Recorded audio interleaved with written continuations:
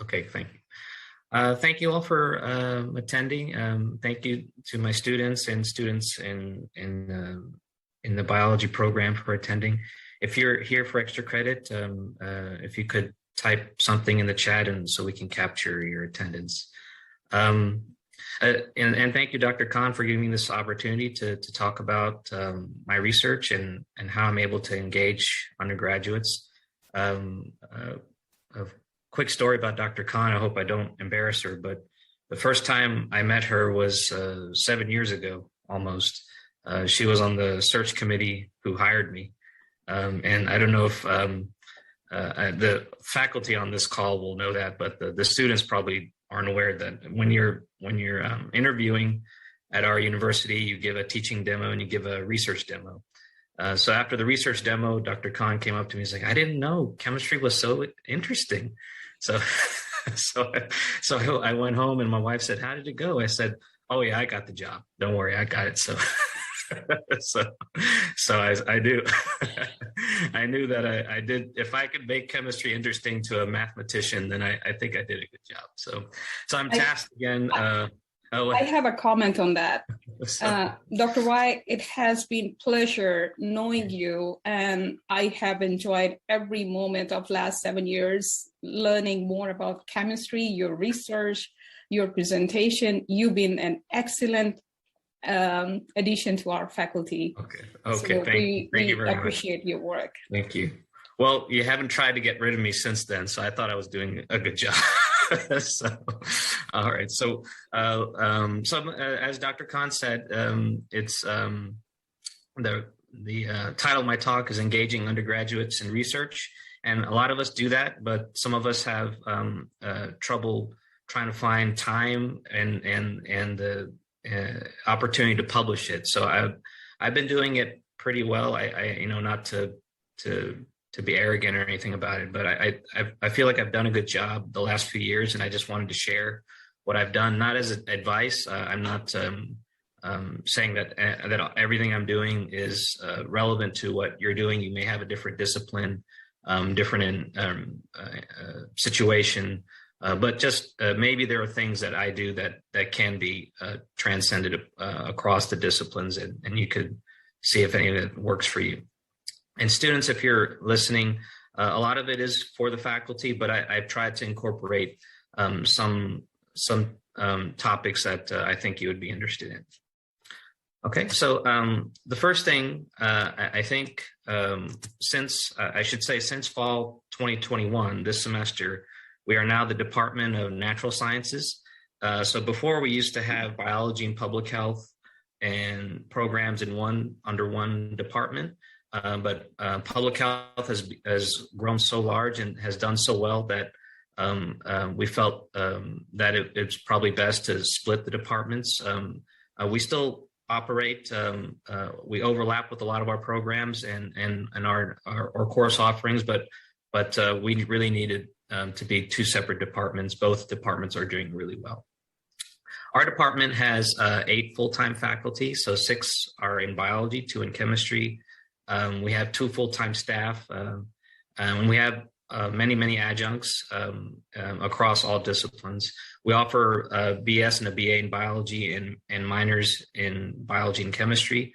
We're getting close to 300 bio majors. And Dr. Khan, when you first hired me, or the committee recommended me, we had in our first year 10 bio majors. And now we have almost 300. So that's the growth of our department in those 6 or 7 years. And I just put in a request for a chemistry major, and we hope to offer that major soon. So as the title of my talk suggested, it's about engaging students in research. So in my experience, I have to tackle several things. Funding. At our PUI, primarily undergraduate institution, we don't have a lot of funding. So we have to overcome things like funding. In my case, recruiting students, how to manage those projects once you get the students interested in joining your group, And then where do you find the time to present your research, to write it up, and to publish it? So those are the things that I have to try to find ways to do it. And I'm sure it's the same with most everyone else here who are faculty, especially the writing and the publishing. When do we find time to do that? We're teaching 4 courses a semester or the equivalent. Okay, so again, problem for faculty. How do I secure the funding? So in our department, we have a lab budget. Dr. Rodriguez is our lab manager, and Dr. Muberry is also assisting her with managing the labs. We have a very large budget for a PUI, probably one of the largest budgets on campus. But we are able to set aside a little bit of money for research. So there is some money out there to buy materials or equipment. Not very much, but at least to start. And I do want to mention the Dean's Office through Dean Perez's initiative for undergraduate research. There are funds from the Dean's Office to help students do research, whether it's sending them to conference or something like that. So inquire with the Dean's Office. And then, although grants for a primarily undergraduate institution are, that's a difficult, challenging avenue, but I would suggest grants, because grants are out there. They are available to minority serving institutions like ourselves, and they love to give money to minority serving institutions. So don't discount grants. Those are a good opportunity there. Now, for students, if you want to do research, there are paid opportunities to do research, and that could help assist you if it's something, instead of working and being at school, this could help you work less and spend more time at the university. So there's the McNair Scholars Program by Dr. Riddick. She's the director of that program. There's the LSAMP. So Dr. Hamilton, one of our colleagues, just secured an NSF grant. And starting this semester, she has the Little Stokes Minority Participation Program. And if you're interested in doing STEM research, then please reach out to Dr. Hamilton. There's something called Research Experience for Undergraduates. We don't have it here. We may start to do that soon, but there are many institutions across the U.S. that do something called, we call it REU, in it's many STEM fields. So look out for that. You may have to do some Googling and searching to find an institution you want to go to and the research you want to do. And then again, I hope we have a lot of grants submitted and in the pipeline, and we hope to have some grants coming, and then we can start to compensate students for their time doing research for faculty. Okay, so for faculty, how do I recruit students? And this is the one of the biggest challenges I have, is how do I get students interested in chemistry, and how do I get them to come in and agree to do research with me? And I'm sure a lot of us do this. This is, we love what we do. That's why we're here. And we talk about our discipline to our students. So like many of you, I somehow try to find ways to integrate my research into the class. I encourage the students to do research, but what we do in our department and other departments are starting to do this is we offer a course called Mentored Undergraduate Research, and students can enroll in that course, get course credit, 3 hours of course credit. And because it's a 3,000 level course, they can get upper division credit towards their major degree. You can take it twice. You could take it once for the 3 hours of upper division credit, and then you can take it again in a second semester towards 120 hours. So you can get 6 hours from taking 1 year of this course. And 1 year is basically the minimum I would need, or not minimum, but that's a good amount of time a student to spend in research. If you start in your junior or senior year, one year of research is plenty. That's a lot to put on your application for a health professional school or graduate school or wherever you'd like to go.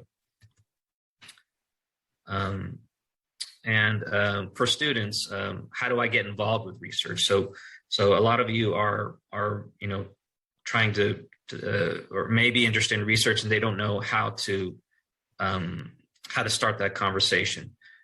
So I would in classes that you have a lot of interest in.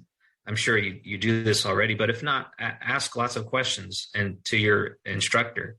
When I'm in class and I see a student who asks a lot of questions, I say, okay, that's a student that's shows interest in what I'm doing or interest in chemistry. Maybe I'll approach that student and see if they want to do research with me. So make it known by not just asking about research, but asking lots of questions in your class. So then the instructor can see that, okay, this is a person that I should consider for research because they're showing a lot of interest in what I'm doing. Questions doesn't mean you don't know. Questions means you're interested. So that's think of it that way. And again, if you're not talking, talk to us. Anyone you'd like to do, not just in biology or chemistry, but we have a lot of faculty in the school and the university doing research, and I'm sure they would love to have undergraduates involved. Just approach one of them and ask them, is there an opportunity for you to do research? And I know it can be, you may feel intimidated by your instructor, but we're all here to help undergraduates. We're here because we like undergraduate, working at an primarily undergraduate institution. And so we're here for undergraduates. So please feel free to approach any of us and ask about research. If you're doing it for a course like 3090, Biology 3090, you need permission to enroll in the course. So if you see it on the schedule, we have several sections of it on the schedule. You just can't enroll. You'd have to contact the instructor. So that's another way for you to be able to reach out to the instructor. If you want to enroll in the course, then that's one way to do that. Okay, so give me a few slides to talk about the research I do. It's very high science, but I think I can explain it. So it's called X-ray crystallography. What I do is I take a crystal, and the crystal has a chemical in it, and I want to determine the structure of the chemical in that crystal. And the way I do that is I need an X-ray. The X-ray will diffract, or the crystal will diffract the X-rays, just like a prism diffracts light. The crystal will diffract the X-rays. It will make a pattern on the left there. And based on the pattern, I can back calculate the structure of the chemical that made that pattern. It's a very, I admit it's a lot of physics involved, but really it's a basic science that takes advantage of the physics of a crystal to solve a chemistry problem. And actually, the physics of the crystal is actually more about math. There are mathematically 230 ways, only 230 ways mathematically possible for a molecule to crystallize. And there's a list for all of them, all 230 of them. Some of them exist, are very common ways to crystallize, and some are mathematically possible but are never observed in nature. But that's really what I do. I just need a place to do it. We don't have a place to do it at UNT Dallas, but at UTA, you see on the right side, that's the instrument they have, and that's what I have permission to use their instrument to do that kind of work. So you see, I don't know if you can see my mouse, but right there is the detector that will show this image here on the left, or sorry, on the left here. So this is the diffraction image that the detector is collecting. And it works like any camera. It's basically the same technology as a camera taking an image. It collects the light and then shows the light image on the screen like that. This is the X-ray source here that generates the X-ray for diffraction. Okay, so that's crystallography. You may have heard a term called spectroscopy, and that's what most chemists do. Most chemists use spectroscopy to determine or infer structure. That's different from what I do, and I'm going to show you the difference. So I have an example of a molecule here, and I'm not going to bore you with the details of how this is made. But let's say you make this molecule, it'll come in powder form. And so you would dissolve it in some liquid, say water or alcohol or something it dissolves well in. And then you would collect the spectroscopic data. How does this molecule behave in certain under light, under certain forms of radiation or something, and you would get some spectra from it. And so this is what you get from this particular compound in something called NMR, nuclear magnetic resonance. It's like MRI, except it's used for chemistry. Now you can't tell anything just from that peak, that one peak there, except you can infer that this is the molecule structure. And you can draw it out, right? This is a drawn out structure inferred from that spectra. The difference between what I do and spectroscopy is I can actually experimentally determine a 3D structure. So, okay, I start with the same powder, but instead of dissolving it and putting it in a machine to get spectra, I dissolve it to get crystals. And I just need one crystal, and the size of the crystal can be like even less than the size of a sugar or salt crystal. That's all I need. I just need one crystal. So from this pile of crystals, I just need to take one. And then put it on an X-ray machine, get that diffraction pattern. See, all these spots are the X-rays that have been diffracted. And each of them has a certain intensity and a position on the screen. And based on the intensity and its position, I can calculate the structure on the right here. And this is a rudimentary video of the structure taken on an iPhone, so excuse any typos. But this is what you see. Notice the difference between what I determined by 3D versus what's up here on the top, which is an inferred structure that people can draw out based on the spectra. So that's the power of my technique, is that I just keep going, is that I can get the 3D molecule. And you can tell there's no way that you may have not even noticed that this is a 3D molecule that's not flat. It's got depth to it. It bends in certain places. You couldn't appreciate that with just the diagram. And I can also measure distances between atoms. I can measure angles between atoms. You can't do that with just a diagram. So that's the power of this technique. And it actually just not just in my particular chemistry, which is inorganic, but organic chemists use this, molecular biologists use this for proteins, and physicists use it for their work. So it transcends not just my field, but geologists use the same technique for minerals. So it's a very powerful technique to determine 3D structure. Okay, so that's the science. You allowed me that time to talk about it because it's important. The science I show you later, it comes into play there. Okay, so I've got students asking me about joining, and I've got a good group of students. So how do I manage the students, and how do I manage the projects? Because we're teaching a lot. how do I integrate that into my workload? So the first semester, it's usually, and I just started doing this maybe 2 or 3 years ago. It's helped a lot. The first time I offered 3090, or students enroll in 3090, it's the instructor and the students, of course. So the instructor is doing, someone could, I think someone's off mute, if you could. Yeah, thank you.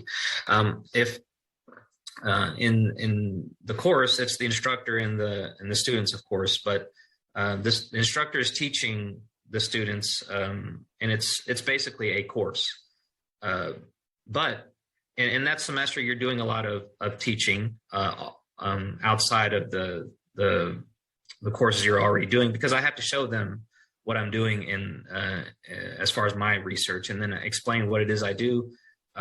Why is it exciting? Why is it important? And then how do I get the answer to the problem I'm trying to solve? But then, because it's a 2 semester sequence, they can do it for 1 year. So if those students come back and take it a second semester, then they have graduated. Now they can help me teach the course.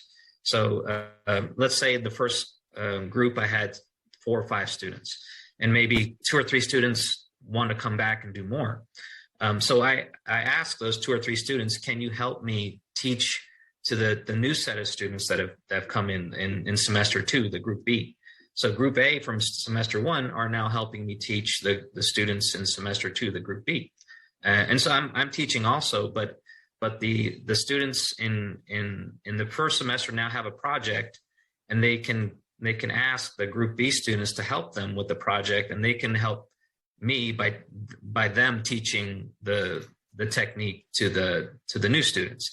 And that just continues on for the next semester, and on and on and on. So there's always a new project introduced, but then there's sorry about that. There's always a new project introduced, but in the next semester, you always have new students that your previous students can help you teach the research. And actually, in my research, I have enough confidence in my second semester students that I can let them give them autonomy to work with the new students to get the research done.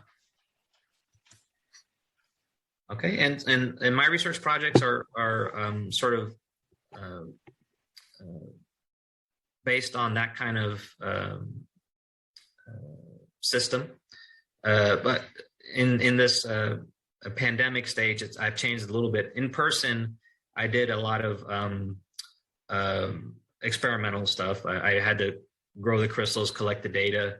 But when we started, when we went to virtual mode, I had to figure out, what do I do, because I can't get data anymore. Let's see. So a lot of times I will look at old data, and then sometimes I will have people submit to me new data.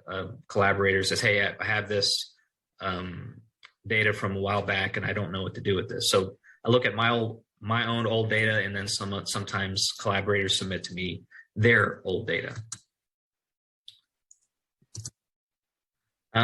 So I'll get to that in a minute, but I want to talk about the presenting. So in 2019, I had a really good, I've had since then a lot of great group of students, but in 2019, I had a great opportunity. There is a undergraduate research conference in Lubbock. It's held every, the pandemic, I think, canceled one of the events, but they have one every year just for undergrads, and it's open to anyone, any university in Texas. So I took these students that are listed there, I took them to Lubbock, and they presented. And if you're a student, you're wondering what like presenting at a research conference is like, presenting a poster, this is a good picture depicting that. And my students are in there somewhere. I didn't take this picture, but but this was the year they attended. So people are coming by and you're talking about your research. This is a good opportunity to, and faculty are also going around and talking. This is a great opportunity to get feedback. So if you're wondering about, okay, when do I find time to write it up and publish it? I always present work that I'm thinking of publishing first. That way I can get feedback from it. Like, do I need more data? Is this reasonable, what I'm concluding? What do people think about what we're trying to do? And the students are presenting, and it's a good opportunity for them to meet other students who are interested in what they're doing, talk to them about their plans and what they're trying to do and where they're trying to go. It's really a great, and if you have opportunities to send students to conferences, please do it. It's great for our school. It's great for the students. They get, and some of these students that I sent, a lot of them went on to health professional schools, but some of them decided they wanted to do chemistry. So I was happy about that also. But yeah, the take-home message here is presenting a poster at a conference or an oral talk. That's how I start. I try to get feedback from that. Then I can see what direction I need to go when I want to start writing this up. Okay, and then where do I find time to write it? That's a tricky thing too. So students who wrote their who helped me with some of the research, I asked them to write a draft. Okay, so write me a draft, or come up with this table of data, or start generating some figures for me. And they're happy to do it if they know, okay, my name's gonna be on this paper. They're eager to do it. So, and of course we try to be sensitive to the, they have school work to do and classes and exams and other work to do. So, it does take them some time, but they're eager to do it. If you give them the time, they will provide it for you. And then what did I find time to do the heavy editing and writing? I was able to do a lot of work in the pandemic because I was at home a lot. But even in times where we're working on campus, I got the most times in that winter break in December, and that time between the spring ending and the summer starting. So I got a lot of time to work on projects and writing at that time. And then after you're writing it, and this is for the faculty, after you write it, it's always like, okay, I remember my first paper in my first time in my independent career, writing a paper, and like, I was really nervous about submitting it. So I was like, what if this is like, people say, what is this guy talking about? This is total nonsense. So I get that. So I would suggest sending it out to your advisor if your advisor and you still get along, or if he's or he or she is still able to do so. Send it to your advisor or colleagues in your field to get feedback on your preprint. What do they think? Is this something worth publishing? Do you need more? This is another area or another opportunity for feedback. And then while you're writing and have an idea which journal you want to submit it to, and then maybe just think, okay, let me, if this is where I think it's going to go, let me try one step higher, and then maybe I get lucky. And then when I submit a paper for publication, I put the best reviewers there. So in my field, there's a fellow named Robert Crabtree, and he's the top mind in my field.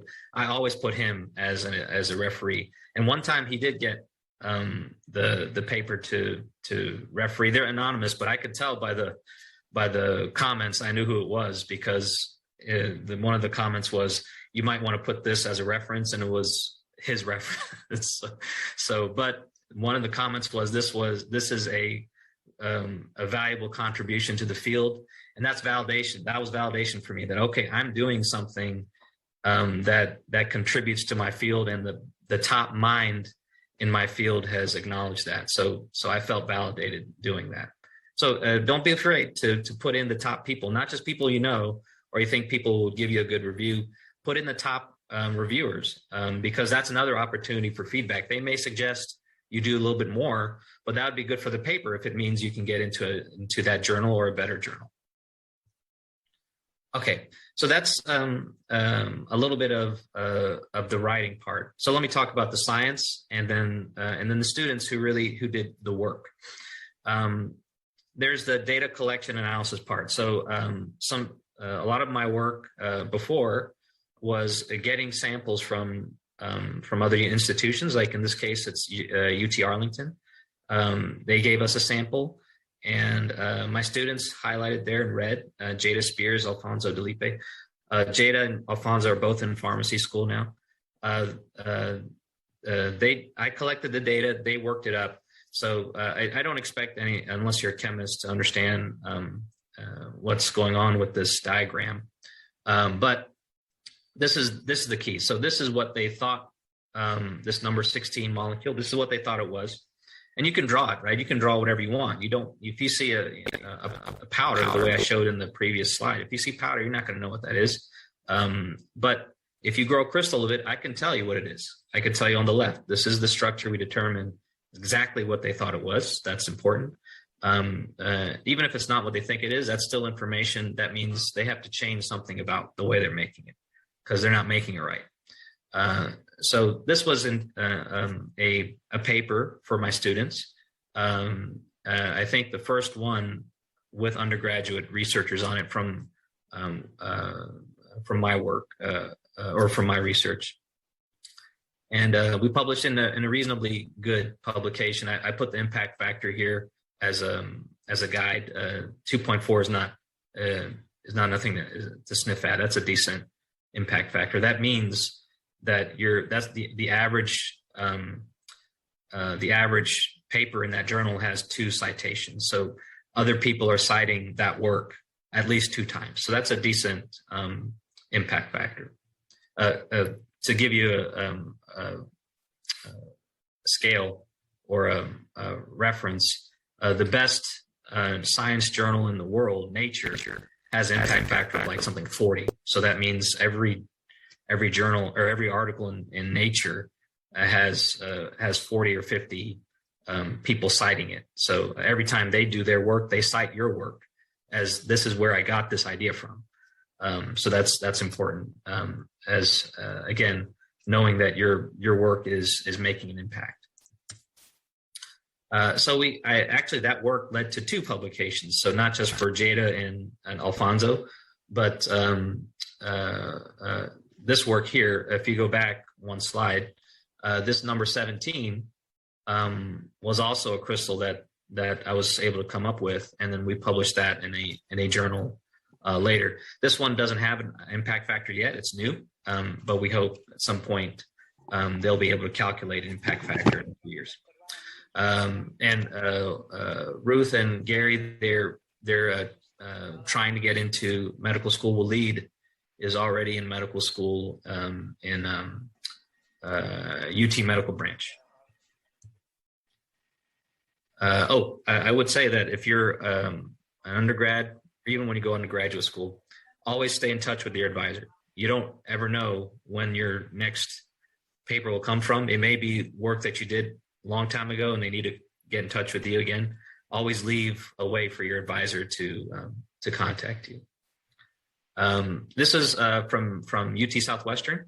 So you notice Alfonso has 2 papers, right? So I showed you the one before. He's on this one. This is an impact factor of 15. Okay, so we're getting into the realm of the top chemistry or the top chemistry journals in the world. And actually, we tried to get this in Nature. This is a steroid that the people at UT Southwestern made, and they wanted to know if this ring closed up. So you notice this part here is open. They want to know if it closed up. And so we found in the structure that the ring did close up. So we tried to get that in Nature. They turned it down. But then the next one down, which was Nature Chemistry, they still turned it down. But then the next one down before that, the JAX is probably the best chemistry journal in the world.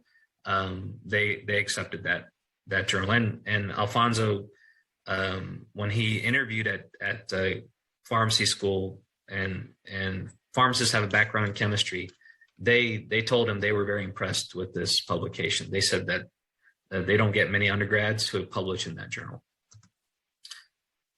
And just to keep in that vein with undergrads publishing, this is another project done with undergrads. The student highlighted there is in graduate school, Sherlin. This work was done with a collaboration with Rice University. They made the molecule on the left, and we have to confirm to them with crystallography the molecules on the right. The only difference is these are anomers. One is the molecules pointed up, the group is pointed up, the other one is pointed down. And if you're in organic chemistry now, I'm going to teach you about anomers in the second semester. Okay, so that's research I do, collaborative research. So in my when I just first started here, I had to figure out where to find projects. So a lot of it was collaborative research projects. Since getting some funding opportunities from McNair and the dean's office and the provost's office and our department budget, I've been able to try ideas that I have of my own and do all the work at UNT Dallas and did not really rely on collaboration. So one of the things I do is make what they call here hydrogen storage materials. So materials that hold hydrogen atoms. And it's really all you're trying to do is make sure that you determine a structure that has hydrogen around it, so you can prove that you made the hydrogen storage material. And why is that important? Because I list here that the chemistry of hydrogen to a metal is very interesting, and also you can apply it. You can there are some applications of hydrogen storage materials in basically used as a battery. The hydrogen fuel cells use hydrogen as a battery, and so there's some applications there for that. Storing hydrogen is hard. You can even do it as compressed gas, but then that's flammable. Liquid hydrogen, which is also dangerous, or you can do it in what we call condensed phase. So you can have it absorbed to a metal. Either you have it in the interacting with the metal, something called physisorb, or you actually have a bond with the metal, something called chemisorb. So what we do is we form the formal bond between the metal and the hydrogen. So this is the first case we did. Again, this is just the chemistry. You may not, it may not make sense to you, but just to show you that it was hard to do, we started with this material on the left and finally made the compound on the right. You notice that there's no hydrogens around this. This is called tungsten. There's no hydrogens around it in the beginning, but then at the end we put 4 hydrogens around it. So we made a hydrogen storage material. And so how do we prove that, right? I can draw this all day. I can't prove that I made it without the crystal.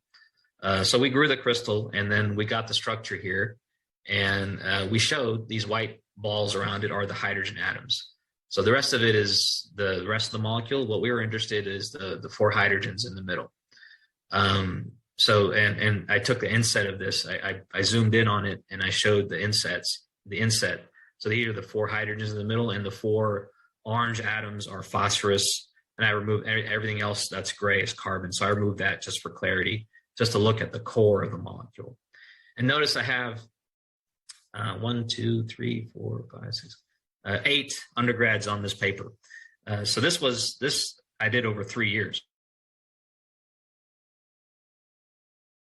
Group of students coming in working on it. Eventually, and we made more than just this one compound. We made 3 of these, and then I was able to get some calculations from UNT Denton. I asked them to do some calculations just to prove that the structure that I determined actually makes chemical sense. So we published that in a very good chemistry journal, impact factor that's nothing to sniff at. And that was last year. And again, that's you saw how many students there were on it. It's because we did more than one compound. So one year, a group of students did that first compound. The second year, a group of students made this compound. And then the third year, a group of students made this compound. And I know a lot of you may know our colleague Elizabeth Muniz in business. Her son worked with me in the summer, and you see his name is on there. So David is his name, and he loves science. He loves chemistry. So he was just bugging his mother, where can I do chemistry? Find me or science work. Find me somebody who can help me do science. So she asked me. So he worked with me for two summers. Actually, he made 2 of these compounds, and now he's in a NASA program in Austin, and I think he's going to be a good future scientist. He was so proud of his paper. He was showing his mother that he thought he had more papers than she did, but I don't think that's true. But yes, I love to give opportunities to anyone who wants to do the science. So yeah, this is the other 2 compounds we made. These are the structures. So you see here on the right, this is the structure that I'm going to show on the left. And the next slide, this is the structure I'm going to show on the right on the next slide. So this is the left and the right. You notice that the hydrogens, the first one had 4, the second one had 5. So we were able to determine with my technique, the X-ray technique, the structure of those compounds. Notice here that this is the same journal. It's not a different journal. It's the same work with the same set of authors. Okay, so to do this technique, I just wanted to reiterate, it's a crystal structure. So I need a crystal. I can't use liquid. I can't use powder. I can't use the liquid on the left. I can't use powder on the right. So I have to grow them. So if you have the powder on the right, then I can dissolve it in something and I can grow. And these are the different ways you can grow it. It's like if you took salt water and evaporated it off, you would have the salt left behind. So that's kind of what we do, except we slow it down a little bit more because we need to grow really nice quality crystals to get the diffraction. These are different ways to do it. The most common way is evaporation, which is here, where you just have your solvent and then it slowly goes away. So one of the ways we grow crystals is by evaporation. The other one is by slow cooling. So again, this is not something I'd expect anyone to understand unless you're a chemist, but just notice the molecule labeled 219 and the molecule labeled 220. There's this N3 group is attached to this molecule, and here we have an N3 group on the ring and N3 group at the end. So the chemists, same UTA chemists wanted us to do that. And we were able to determine, this is molecule 219. We're able to determine the structure of 219 and 220 using our technique. And we published that 2 years ago. So Lorenzo's in dental school. Rakia, Marcella are both in PA school. And actually, this is a mistake. Apsara is a graduate student at UTA. It seems like I highlighted her by accident. The 3 here are the undergrads on this paper. It's a very modest impact factor, but it's the work is has some impact. We are publishing in peer review journals that have impact. So this is another cartoon to show the slow evaporation, and I just wanted to give you a scale, an idea of what the crystals look like. So under the microscope, this is what the crystals look like. So the diameter of this field of view may be, let's see, it may be 10. This is 50 times magnification, by the way. So the edge of one of these crystals may be 0.5 millimeter, and that's the scale that we're looking at. So we're not looking for anything big. I just need one really good crystal. So if I were to look at this field of view I would say this crystal is actually too big. You don't that's bigger than the beam. You don't want the crystal to be much bigger than the beam, X-ray beam. So I probably would have picked this crystal, or maybe even let's see. I'm looking for something with nice shape. It doesn't have cracks in it. It doesn't have other crystals stuck to it. So probably this crystal is one I would pick, or maybe this one. You have to have steady hands to do it. So students, I get them to try and select a crystal. It's always a good practice to have them try and do that. Okay, so I've talked about old data, and let's see if I have time. So I've got some time. So revisiting old data, never throw old data. This is my advice to, I guess, a suggestion to faculty. Don't ever throw old data away. Always keep your old data. Students and faculty, keep a lab notebook, or if you're in research, keep a notebook. Never throw it away. Always stay in contact with your advisor if you're a student, because I've had work that was published 3 or 4 years after I graduated from graduate school, and because I was in touch with my advisor, I still got my name on it. And then, of course, maybe if you're in science, the technology isn't there yet for you to do the work that you want to do. But then maybe 10 or so years later, the technology may advance, and then you can revisit that. That happened to me, and I have an example of that in this talk. But yeah, old data, especially in the pandemic, I did that a lot. I revisited old data. So this is one of them. It was already made. This is how the molecule was made. I just looked at the old data. I had the data on my computer, and this was already published. What we tried to do when I was a grad student was try to find the hydrogens on this atom and on this atom. So this is from the publication originally. So my work when I was a grad student was try to find the hydrogens around it, because the people who published it before couldn't find it. But you know, the technology advanced, especially the software, to where I could now find. I went back to the old data, and now I could find the hydrogen atoms, or the students actually did. So the students highlighted here in red were the students who just now got published. I submitted the proofs, corrections for the proofs just today, and actually it should appear online anytime. Again, a modest impact factor, but it's a contribution to the work or to the field. And then I asked UNT Denton to calculate a structure that verifies that the structure that we determine as a group actually makes chemical sense, and everything matched up. So basically, you see the hydrogens here is the contribution that we made. And then this is I have no undergraduate co-authors on here because I couldn't. The student I was trying to get in touch with, who I wanted them to work on this, I guess was ghosting me. I don't know.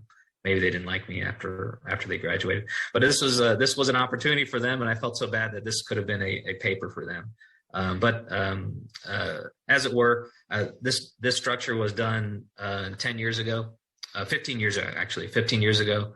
And then this data was collected 15 years ago in my federal lab days. But then I revisited it because in the pandemic I can't go to lab and get experiments done. So I went back and looked at the data, and then I asked my collaborators at Denton to calculate a structure based on the experimental structure and this spectroscopy, and they came up with this, and it got published. And it's that one also is appeared online, and that has actually a pretty good impact factor. So although there's no undergraduates on here, I'm just showing this as a lesson, or if you were, maybe that's not the right word, but to the students, if you're working with your advisors, there's always an opportunity to publish something.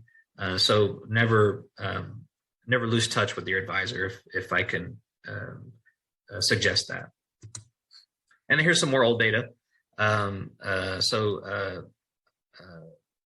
Nick Mota, if he's on the call, is talking about this. He's not actually going to Hawaii, He's doing it virtually. But you notice that the old data, I didn't have the hydrogen atom before, but now it's there. The students were able to find it because now the technology is advanced to where we can start to find these things in the old data that we couldn't find before. We just need the calculation from UNT. I submitted it to them, and then this will get published also. You notice some of these students are still here. Nick Mota, Lauren, Sarah, they're actually working. They may be on the call. A couple other students were part of the program that El Centro had with us, where they had students work with faculty to get course credit at their institution. So we'll get this presented in Hawaii. I'll get some feedback from them, and then I can start writing it up maybe in the spring. In the interest of time, I'm just gonna gloss over the grants part because it's not too much about undergraduate research or undergraduates, more towards faculty. But I guess the short of it is, don't be afraid to submit grants. We're a small university, but there are grants for smaller universities like us, and they love to give grants to minority serving institutions and people who are willing to collaborate with people across disciplines. So this is something Dr. France and Dr. Hamilton and myself are working on. If you look on the back of any cleaning agent that's doesn't have bleach in it, it probably has a quaternary ammonium compound, a QAC, and it probably is one of these things. So what we're trying to do is make those quaternary ammonium compounds, and then Dr. France is going to see how does it affect the bacteria on your skin, the helpful bacteria on your skin. Because we don't know the answer to that. We're cleaning constantly with these agents. We don't know how it affects our health when we touch these cleaning agents. So we're making the compounds on the left, and the students are determining the structures on the right.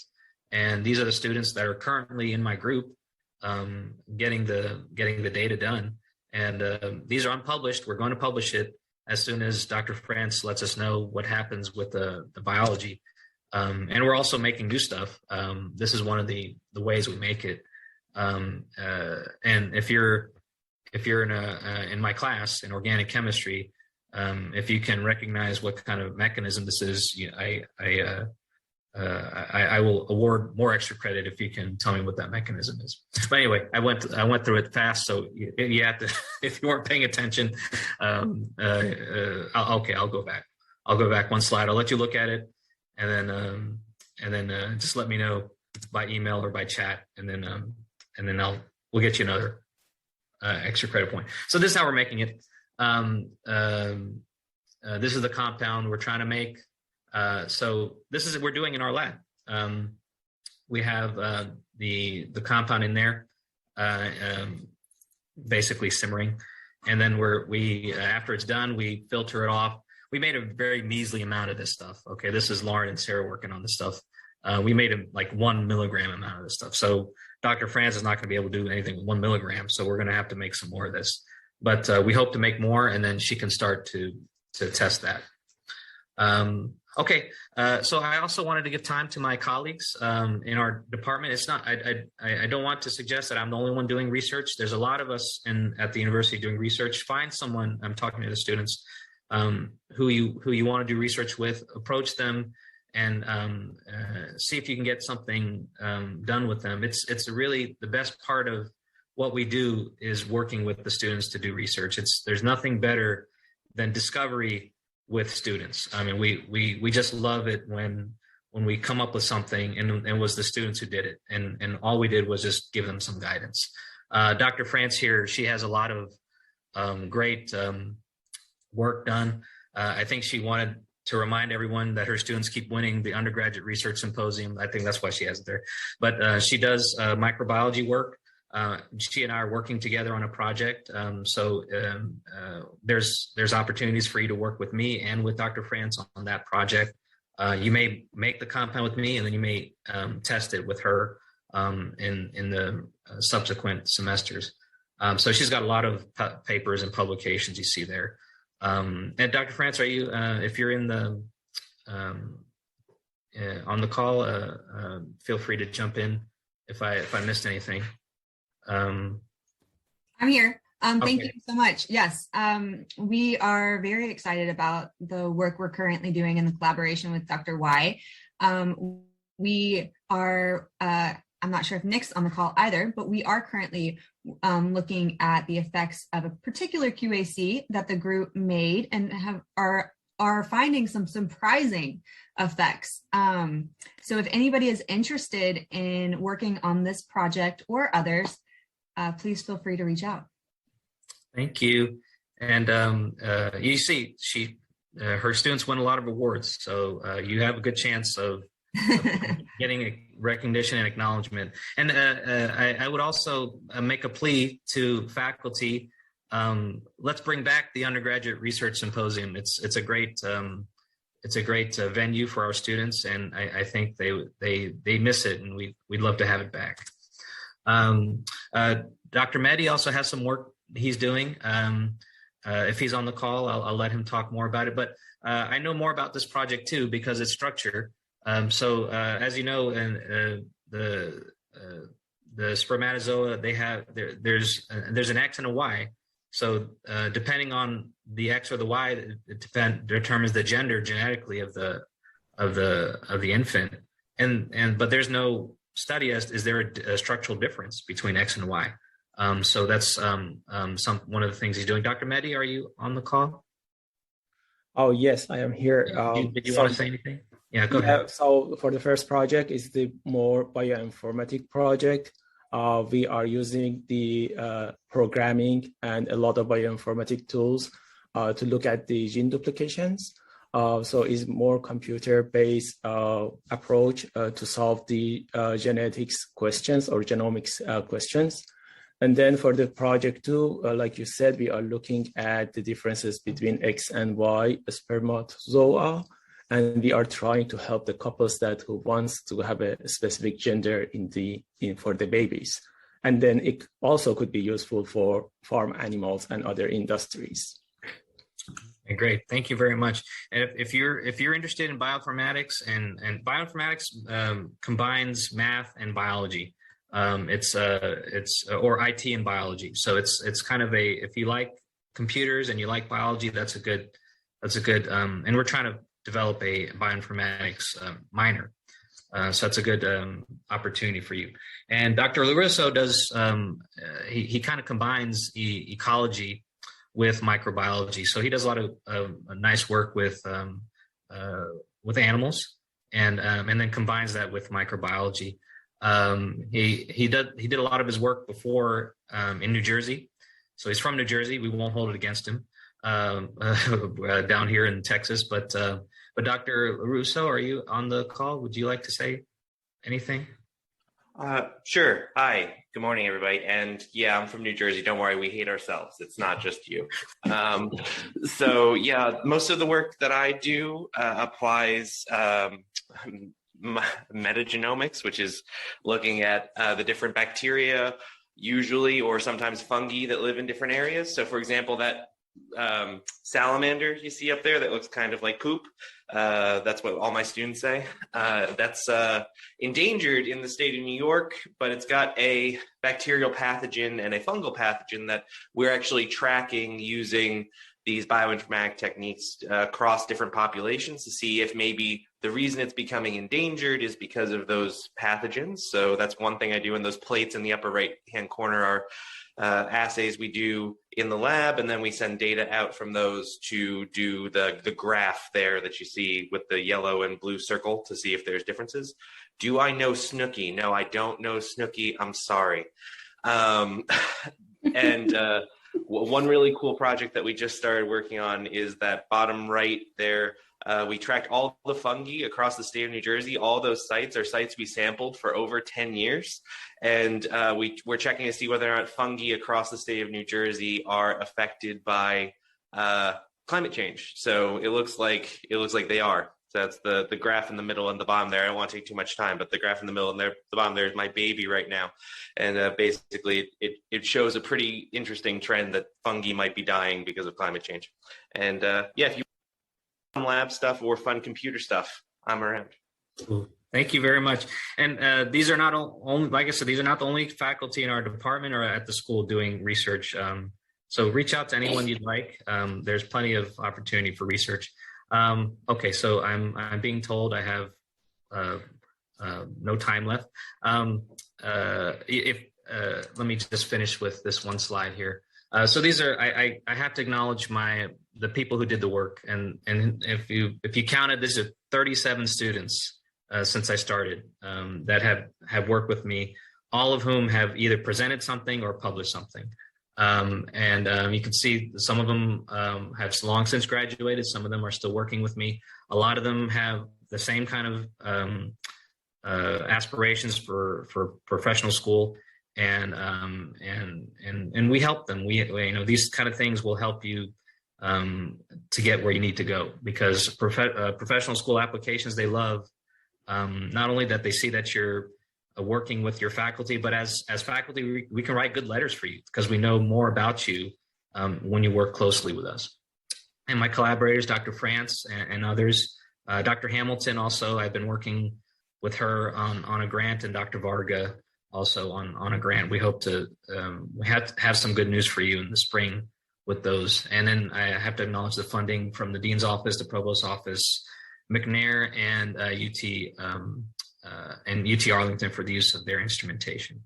Okay, so I'm sorry I went a little over, but if anyone would like to ask any questions, I can let me go through the chat. But anyone can speak up and ask a question if you have any. So please do. I see someone asked about the course sequence. So you can take the course Bio 3090 once with one professor and once with another professor. That's up to you. There's nothing wrong with it. We discourage you taking it more than twice. That looks kind of bad when you're applying. They say, why do they keep taking this course? They'll see it on your transcript. So no more than twice, but you can go from one instructor to another instructor. That's fine.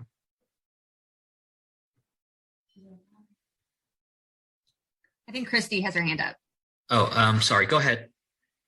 I was kind of interested in maybe applying to the mentored undergraduate research program. What are the requirements as far as, I've only taken organic chemistry up to organic chemistry 1. So if I wanted to do research with you, and I'm still enrolled in organic chemistry 2, is that possible?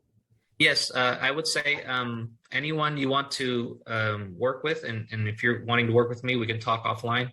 Ask them. One of the questions you should ask them is what are the expectations? What courses do I need to have taken, and how much time do you expect me to spend with you during doing research? Make sure it's a good fit for you. Some of us may ask a lot of time from you. Some of us may not ask that much time. But make sure you can fit it in, and make sure it's a good fit that you're able to devote that time, because it's important. And you and I can talk offline about the requirements, but really, I'm looking just for students who are flexible, dependable, and who are passionate about chemistry. Someone's asked, do you have to be enrolled in the research course to receive funding from UNT Dallas? No, you do not. You can do McNair Scholar, or you can do LSAMP. You don't have to be in Bio 3090, but it gives you course credit. So the good part of it is it gives you course credit. If you do well, there's no reason you're not going to get an A in the course. And so that can help you also with your GPA. Erman is asking you, Nick, Dr. Russo, do you work with live salamanders? I was replying in the chat, but I'll reply here. I work with them, but unless you want to go up to like Buffalo, New York with me in the summer when it's super duper hot. Well, I guess super duper hot is a relative term for people from Texas. But unless you want to fly up to Buffalo, I don't bring the salamanders back. I bring samples back. Okay. Anyone else with a question? Okay, so Nick asked me something. How does the predictive structure we get from understanding things like interaction between okay, so I'm gonna have to refer that to later because that's that's a loaded question. So I need more time to discuss that. So I could yes, the structure is 3D because the crystal is diffracting the X-rays at different intensities, so we can tell exactly where in space the atom came from. But with things like understanding bond geometries, we should be able to predict a 3D structure based off of just what atoms are bonded to what atoms, right? Yes, you can, but it's predicted. That's theoretical. It's not. But do they match up pretty well, or do they kind of differ? Sometimes they do. Sometimes they're way off. Okay. It's just whatever's what's known and theoretical at the time. And sometimes the experimental will have to change what we think we know about the theory of atoms. Gotcha. Yeah. Thank you. Okay. Are there any questions? I'm sorry I went a little over, but if you have any questions, feel free to reach out to me. Remember if you're here for extra credit, type something in the chat. We're trying to get a screenshot of all the participants, but just type in something in the chat just in case. Okay, thank you all for attending, and we'll see you around. Thank you, Dr. Y. Sure. Thank you so much. We learn a lot about more chemistry. Okay. And I'll send you the screenshot, but some of your students have already left. Okay. I was looking through and I was scanning through, so I was trying to pick up also. So I think we'll get everyone between you and me. Okay. Thank you very much. Thank you, and have a good one. You too. Bye-bye.